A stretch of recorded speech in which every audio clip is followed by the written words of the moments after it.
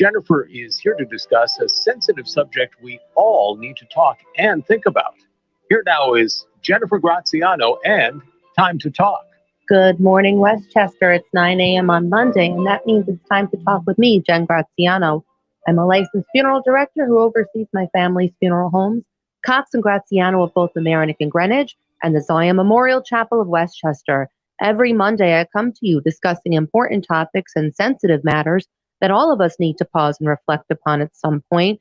And through this show, I hope to provide the platform to do so. If you're joining us on this beautiful Monday on WVOX, a Whitney Global Media station, we'll take questions, comments, and calls to 914-636-0110.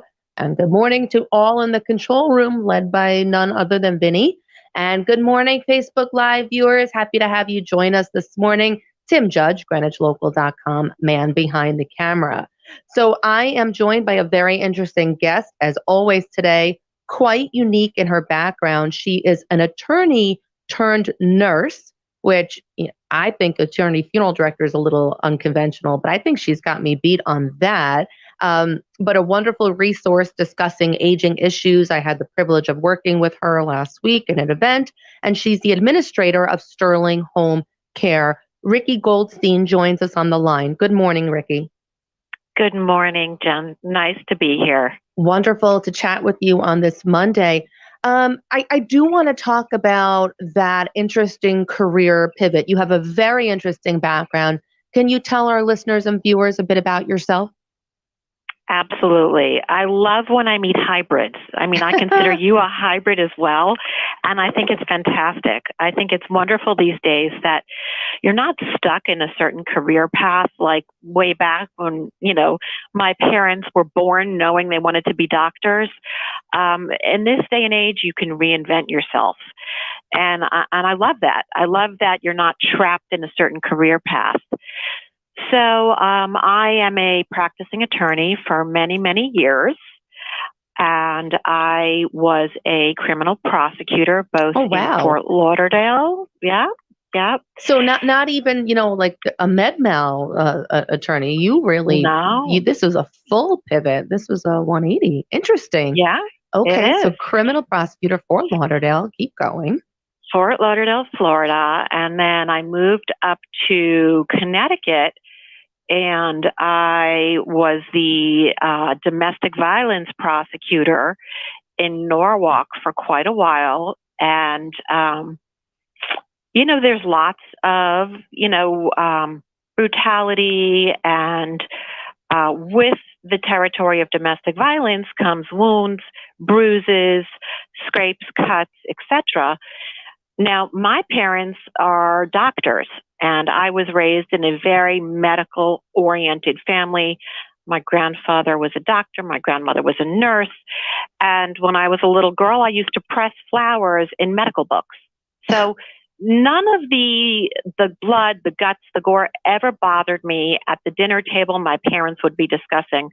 My mom is a vascular surgeon. Okay. My dad was a pulmonologist. Okay. And they would discuss literally, different scenarios, different cases, and the kids would participate. They're somewhat eclectic, brilliant professors. And so it was a little bit of a different upbringing. So I did have my feet in the medical world all the time from my home life. And so when the victims would come in and I'd prep them for trial, I would meet with them. I would notice their bruises, their wounds. And one particular victim who I adored, she had 52 stitches across her face from being beat up from her husband multiple times. And it was awful. It was awful. And trying to negotiate, she was African American, and she wanted her face back, and I was negotiating, do we do cosmetic surgery? I was talking with the doctors. Will it scar? Is she going to have pigmentation scarring across her face? What's the best way? And, she would sit with me. We would talk to the experts together, and I was really hand-holding her through the process. And one day, I said to her, I said, that doesn't look good. This part of your stitches, this looks infected. And she said, my English is not great. Please call the doctor for me. I said, sure, why not? And I called the doctor and I described the wound and I said it smelled a little bit. There was a little bit of discharge. And his response was, very good catch, nurse. I'm going to call in antibiotics. Call me back in a week to report. And I said, wait, what?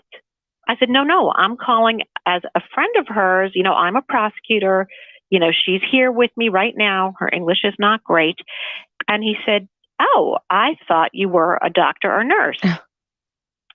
And fast forward, I was very close to this woman, and we worked out a very, very good negotiation settlement for her. And she said to me, if you went to trial, I would never have shown up for you. She said, you've always shown up for me, and you show up for all of us. And most of us leave you standing there in the courtroom. We don't show up for trial. And I'm not going to go into the ups and downs of being a domestic violence prosecutor. It really, that's a totally separate show that we can do, and an awful reality in our world that so many people face on so many different levels as well. Exactly. But she said to me, go be a doctor. Go be a doctor. You saved my face. She said, you need to be a doctor. And I looked at her. I said, I'm in my 40s. I'm old. And she said, you should do it anyway. And I thought to myself, how am I going to do this? I'm single mommy. I have a kid.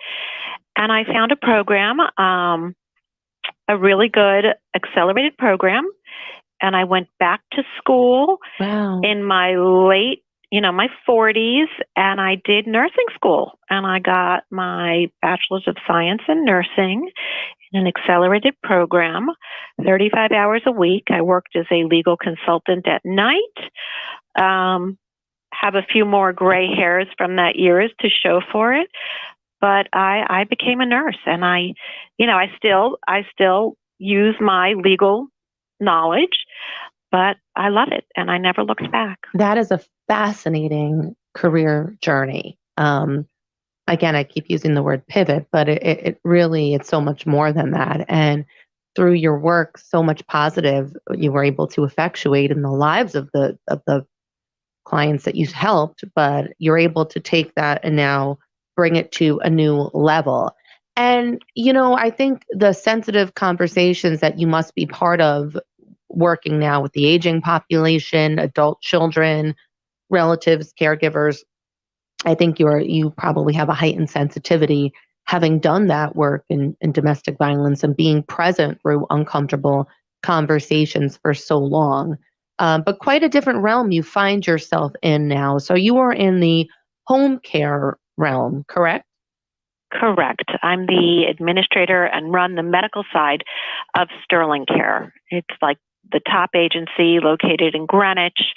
We are the highest rated stars and outcomes, and I'm very lucky. My clinical staff, my nurses, my therapists, they're superstars.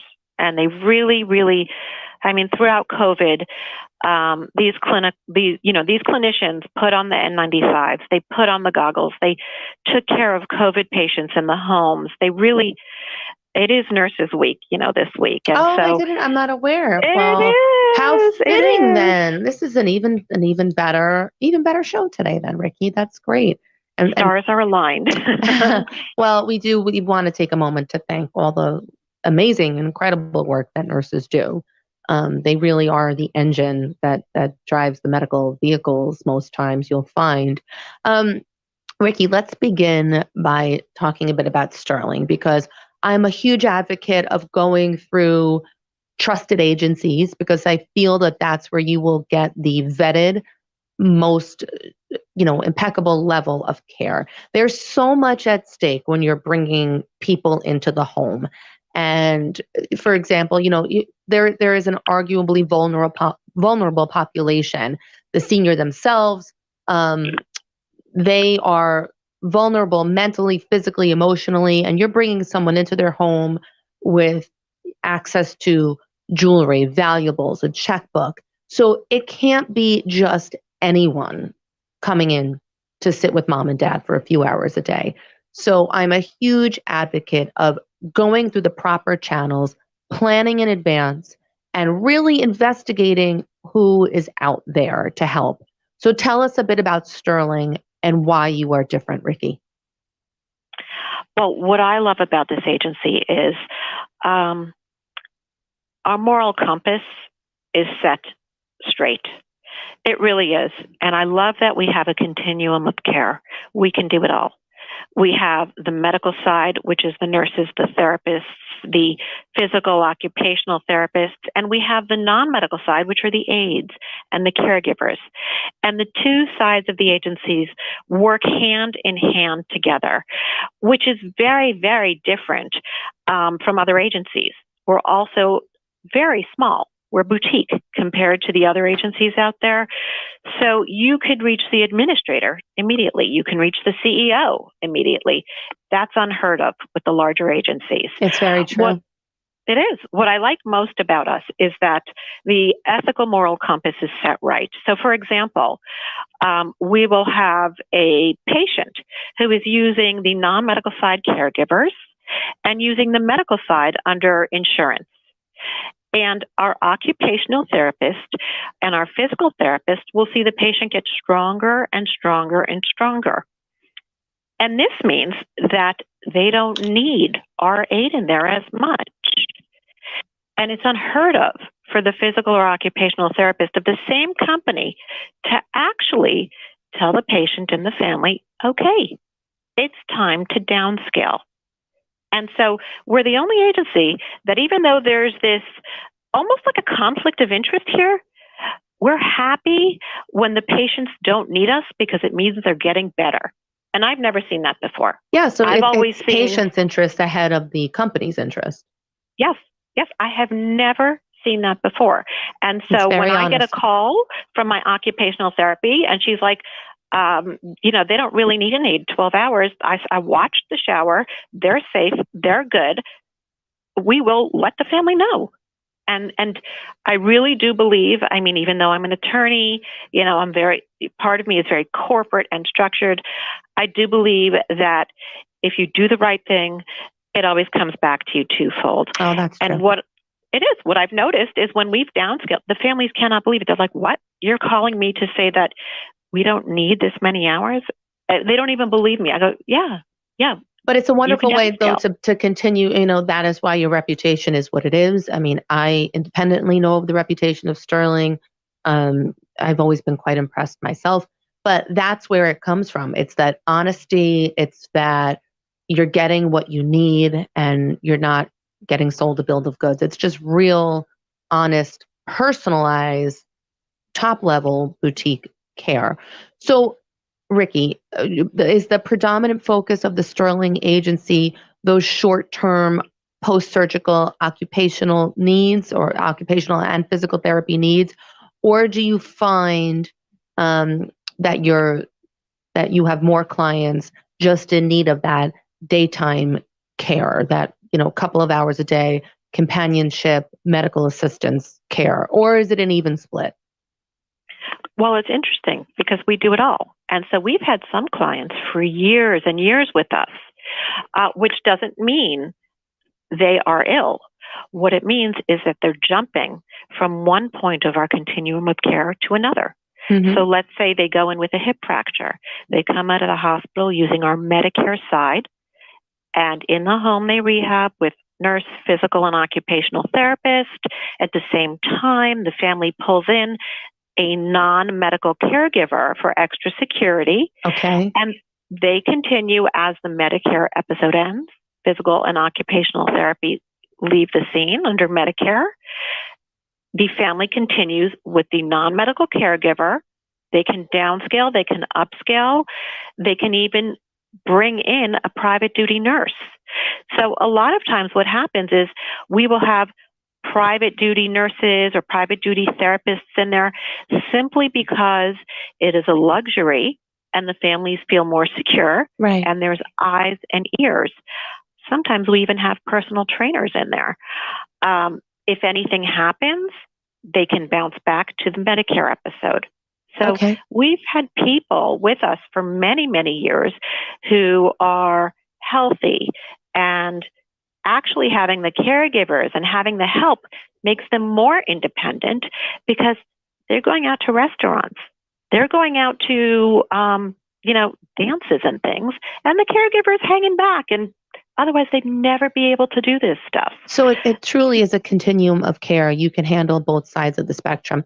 Ricki, so when there is a surgery, when there is a fall, there's obviously a more evident need for this type of care, and there's probably less resistance on the part of the senior because they know, there was an incident, precipitating incident, and now you need the necessary recovery tools. But let's talk about the difficult dialogue that often stems from when it's just time to bring someone else in, that push and pull, that resistance between the senior who doesn't want to lose autonomy and independence, the adult child who, has their career, has their own family, who just doesn't have the physical ability to be there as much as they would like. Those conversations are very hard to have, but they're very necessary to have. Let's talk about that side of Sterling. What do you encounter? What is, the common thread in those situations from your perspective? Absolutely.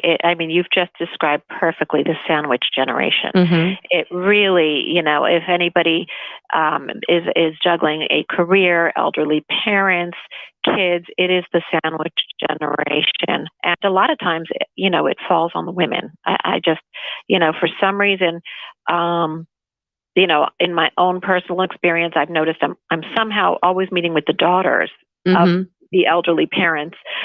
It is a really, really hard conversation to have because nobody wants to admit that they need help.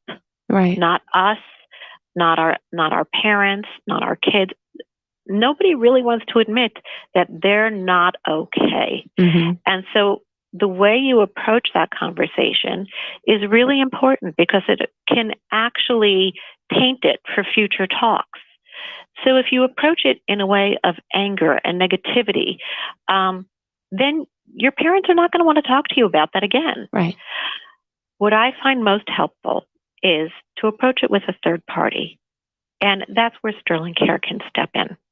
A lot of times we have, the sons, the daughters calling us and saying, look, my mom's not safe living at home, and I've tried to tell her. She doesn't want to listen to me. Would it be possible to come to her house to do a safety assessment and walk through? Okay, so that's how the process begins. That's how it begins. Okay. Some of it's super obvious. I can pick up who needs home care in 2 seconds. Mm-hmm. Me and you were at an event last weekend or the weekend before, and I saw people furniture walking. We were in a church, and I saw somebody, literally hanging on to the pews, the back of the seats. And I was, and it's hard to, I bite my tongue. You can't walk over to somebody and say, hi, you're at risk for a fall. Do you know that the mortality rate after, right. You can't do that. Right. But you can tell, there are these red flags. Are they confused? Are they scraped up? Are they bruising from knocking into doorknobs or getting in and out of cars? Have they fallen before? Are they mixing up their medications? All of these are red flags. Mm-hmm. And I always say to my clients and patients, just because you're lucky doesn't mean you're safe. Right. Right. Because sometimes there are just accidents waiting to happen. The old area rugs in the house that can cause you to trip. And yes. Even bathrooms and showers, the older shower, the tub shower situation where you have to step over into the tub. There are just those are the worst. Exactly. And there's so many things that we just take for granted that we think they're everyday thing, non-threatening things, but they run the risk. Correct. So that conversation, and I think I'm sure part of the pitch for this is that how wonderful is it to be able to remain in your home as long as you can? Age, is beautiful and it's a blessing and a gift, but it robs you of a lot. Your circle begins to dwindle and change. Sometimes limitations fall upon you. So, to be able to stay in your home and not have that taken away from you, the familiarity of your four walls is a wonderful thing. So is it part of the Absolutely. conversation sometimes that, Mom, Dad, if we do this, you can stay here? Do you find that becomes yes. part of the rationale? That is absolutely. You want your home to be a safe haven and not turn into a prison, first of all. I mean, you really want it to be a haven and not a prison. It's your sanctuary. It's your safe space. Absolutely. Yes. And if it's not safe, we can make it safe. We can always make it safe. And if we can't, we will let you know. And if there does come a time that your home is no longer safe for you, we will tell the families. We will tell the clients if they're alert oriented. And we do have a senior placement service as well, run by a nurse. So it's not just based on, oh, this building is beautiful and shiny and sparkly, but a nurse actually knows what those communities can do and what kind of skills they have and services available. And again, that nurse has a fantastic ethical moral compass. She will not place people at the location where she gets the highest placement fee. She will place people based on her nursing skills and knowledge. Her independent assessment of the situation. Correct.